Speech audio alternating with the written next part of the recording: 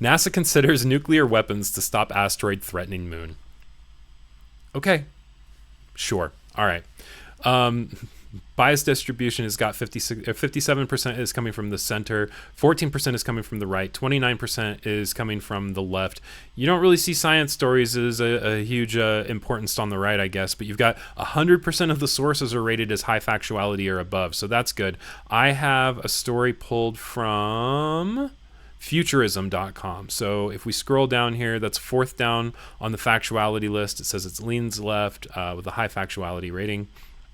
Let's go ahead and get into the story, see what's going on. So in 2022, NASA intentionally rammed a spacecraft into a smaller asteroid at 14,000 miles per hour, knocking it off course. The goal was to demonstrate a proof of concept for keeping humanity safe from a space rock heading towards the Earth. Now a group of scientists, including ones from NASA, is exploring options for a different near-Earth space rock dubbed 2024 YR4, which was the agency's Center for Near-Earth Objects believes it has a mere 0.00081% chance of hitting us, but a much larger 4% chance of hitting the moon in December of 2032.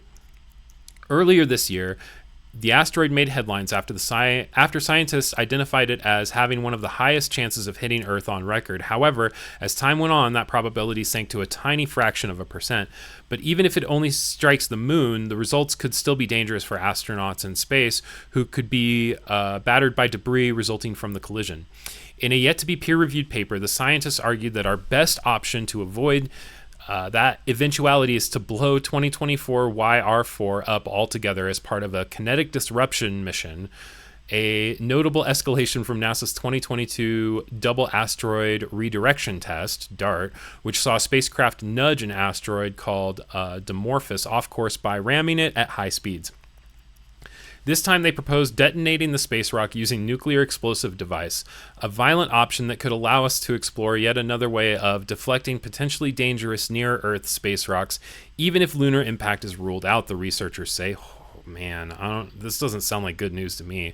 The researchers found that there isn't enough time to launch a reconnaissance mission first to get a better idea of its mass required for a successful deflection attempt. Thanks to the James Webb Telescope observations, we know it measures nearly 300 feet in length, but its mass remains a notable unknown.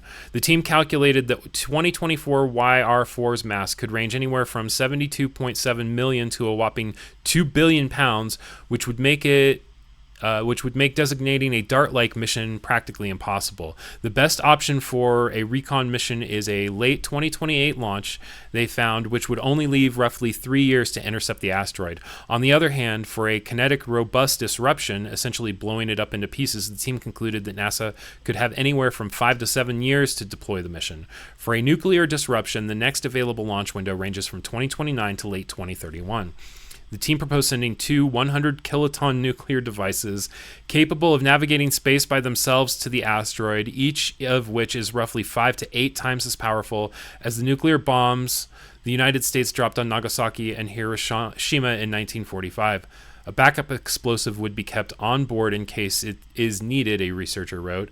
But whether the low chance of 2024 YR4 impacting the moon, let alone the Earth, will prove motivating enough for the Trump administration to jump into action remains to be seen. NASA is already suffering under major budget constraints, and dozens of space missions could be soon canceled as part of the White House's controversial 2026 budget proposal. In other words, chances are slim that the space agency will allocate necessary resources to blow up an errant space rock that's currently over 379 million miles away and is extremely unlikely to pose any danger to us. Hey, thanks for checking out this video from Nightly News this morning. If you wouldn't mind, subscribe and turn on notifications so you never miss a video or when we go live on Tuesdays and Fridays.